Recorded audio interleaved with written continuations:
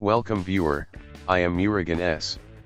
This video tutorial describes how to show or hide lock option from the user account profile picture in Windows 10.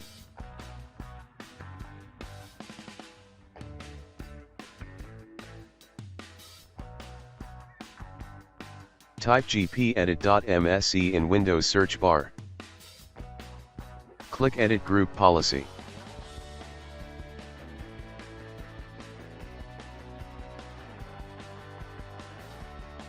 Click and expand Administrative Templates. Click and expand Windows Components. Click File Explorer.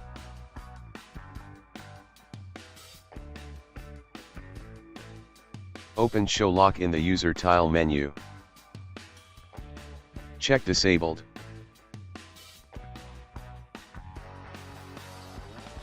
Click Apply, OK. Close and exit Group Policy Editor.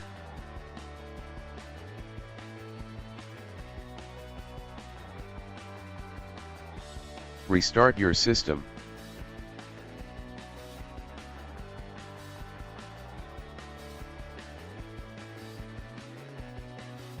Lock option is disabled. I hope this video tutorial helps to you. Please like, share and don't forget to subscribe my channel. Thank you very much. See you next video.